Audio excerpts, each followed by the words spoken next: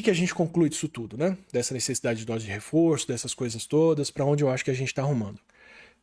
A gente tinha esses dois cenários aqui, que eu coloquei na última live de outubro, que é o cenário do que a gente podia ter de futuro da Covid. Eu dei 3 cenários. Um cenário, a situação continua como a gente está, as vacinas seguem funcionando e onde vacinou mais está tudo controlado e está tudo bem.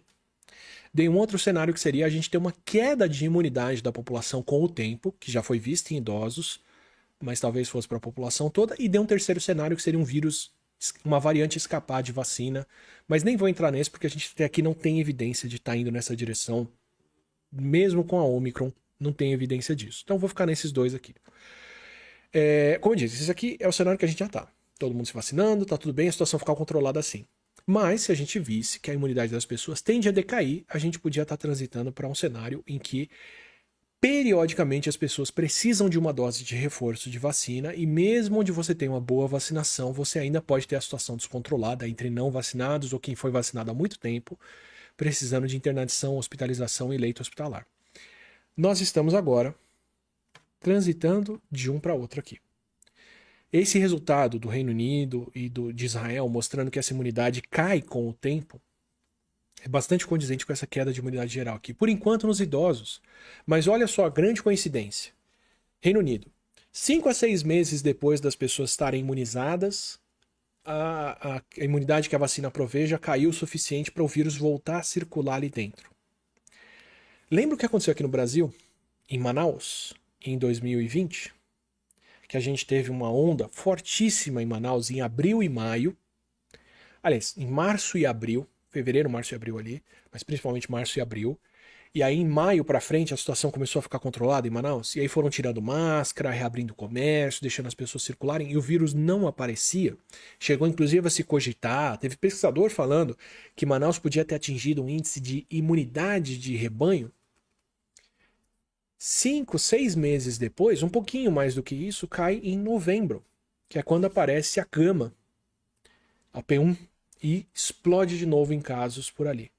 Então eu não acho coincidência quem está medindo a imunidade de vacinas vê essa queda de imunidade de 5 a 6 meses depois de vacinados, com a gente vê um surto numa região atingida acontecer de novo pelo menos 6 meses depois. O Peru foi a mesma coisa. O Peru passou por 2 ondas gravíssimas de Covid por lá.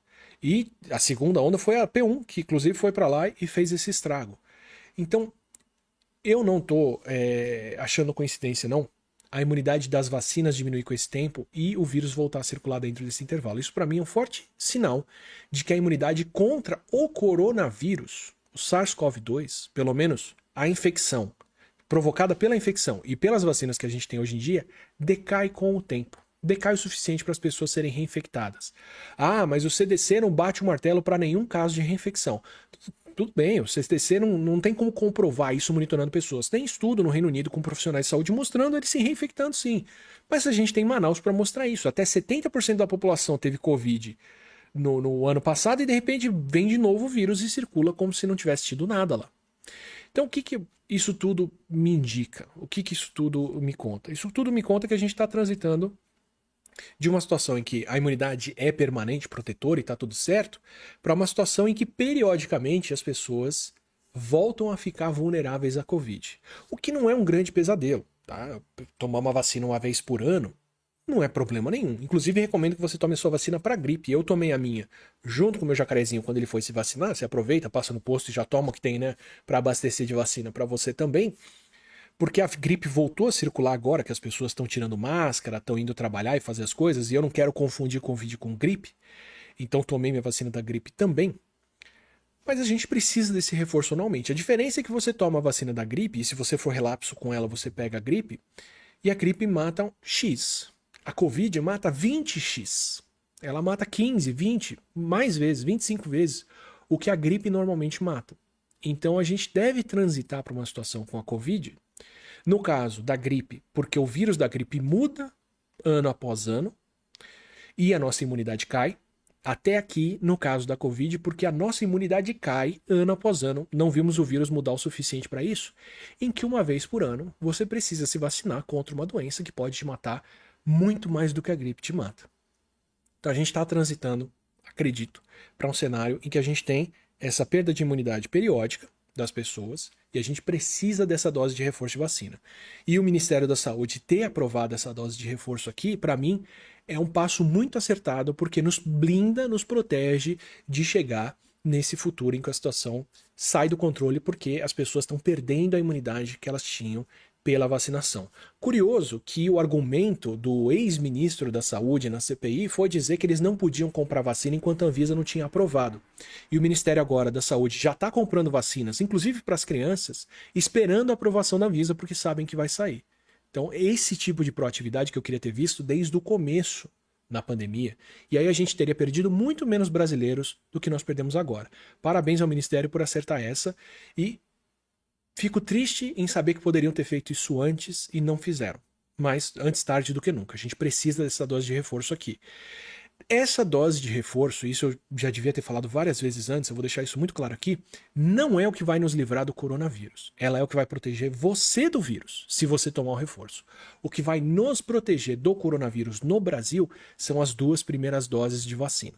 Não adianta a gente seguir com esse índice de vacinação e ter São Paulo, Mato Grosso do Sul, Rio Grande do Sul, alguns estados com 90% da população vacinada, se uma parte do Brasil não tomou vacina também. O vírus vai circular lá.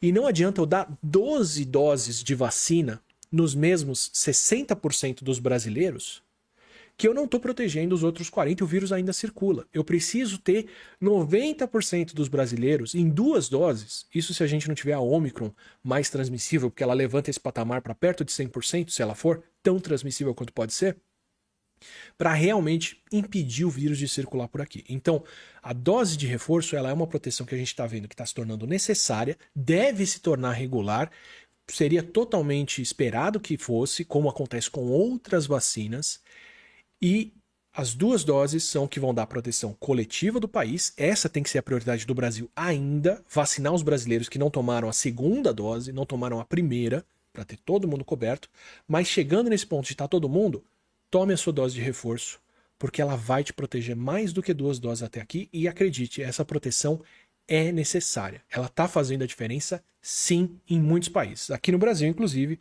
a gente pode ver isso com a população... Cadê aquele gráfico que eu ia pôr? Eu devia ter mostrado antes, eu vou mostrar ele aqui. Eu vou pedir perdão para vocês, porque, como eu disse, essa live começou um pouquinho afobada aqui. Mas eu vou mostrar para você esse gráfico aqui, ó, que já devia estar aqui. Que é o gráfico, de novo, do Capivara, que ele puxou do Registro Civil, Marcelo Oliveira, de mortes por faixa etária. Vou reviver algumas coisinhas desse gráfico, eu sempre volto para ele, porque isso aqui para mim é a comprovação física e infelizmente, na pele da proteção que as vacinas dão. Isso aqui é 2020 e o registro de mortes de pessoas com mais de 80 anos em laranja, de 70 a 79 anos em verde e 60 a 69 anos em azul. Isso aqui é o nosso ano de 2020. Ao longo de 2020 inteiro, teve mais idosos com mais de 80 anos morrendo do que quem tem 70 a 79, 60 a 69. Se vocês forem pensar na pirâmide etária, a situação é ao contrário. A gente tem mais idosos com 60 a 69 anos do que 70 a 79 e mais de qualquer um dos dois do que quem tem mais de 80. Tem bem menos idosos com 80 anos ou mais. Mas eles são tão mais vulneráveis à Covid que você vê mais mortes deles do que dos mais novos, infelizmente. Isso é o que eu falo de grupo não é grupo de risco, mas pessoas que estão com risco muito maior do que as outras. Para essas pessoas aqui a vacina reduz a morte, mas não zera, porque o risco ainda é muito alto. Que foi o que aconteceu, olha só. 2020, mais idosos de 80 anos morrendo, e aí a gente tem o pico de mortes do começo de 2021, o pico da negligência que a gente podia ter evitado com vacinas. Como que eu sei que podia ter evitado com vacinas? Repara que quem tem mais de 80 anos deixou de crescer como as outras faixas etárias e caiu em mortalidade aqui. E caiu depois. Por que eles deixaram de crescer como os outros? Porque se você for lembrar, 2 a 3 meses antes disso aqui, eles estavam sendo vacinados. A gente tinha vacina para quem tem essa idade, que começou pelos mais velhos. Então, quando a vacinação dos mais velhos começou, eles deixam de ser o grupo que mais morre. Aí em seguida, olha só, quem também não chegou a ser quem mais... que faixa etária que não foi a que mais morreu no pico da pandemia? 70 a 79 anos, porque também chegou na fase deles tomarem a vacina ou melhor, chegou na fase deles desenvolverem imunidade à vacina que tomaram um tempo antes, e as mortes deles caem também. E aí depois, quando a vacina chega na faixa etária de 60 a 69, que é uma faixa etária maior, a vacinação dura mais tempo, a queda deles é mais lenta, porque tinha que vacinar bem mais gente, mas eles caem. Aí se vocês forem ver, aqui no comecinho, já estava num período que a coisa estava quase voltando para o que a gente tinha antes. Quem é mais novo morre menos, quem é mais velho morre mais. Mas se vocês forem ver no período recente, a gente volta a ter um declínio laranjinha aqui, dos idosos com mais de 80, que nos últimos dias do registro civil, obrigado ao Marcelo Oliveira por chamar a atenção para isso, já registraram menos mortes do que as outras duas faixas etárias de novo. Por que isso? Por causa da dose de reforço dando essa proteção para eles. Então, o que eu quero ilustrar com isso aqui? 2 doses de vacina vão fazer isso aqui, ó. Vão fazer a sua morte continuar caindo, porque o Brasil está deixando o vírus circular menos. Porque os brasileiros estão se protegendo e com isso o vírus não circula. A 3ª dose é o que vai fazer um grupo ter menos risco ainda de morrer. Então a gente precisa das duas coisas. O Ministério da Saúde precisa focar em garantir a 1ª e 2ª dose para o Brasil inteiro. A gente não pode ter estado passando pelo que está passando o Roraima, pelo que está passando o Amapá, o Pará, com muito pouca gente vacinada. A gente está vendo na África, principalmente no continente africano, mas na Europa também, o que acontece onde falta vacina. Muito mais gente morre e o vírus continua circulando.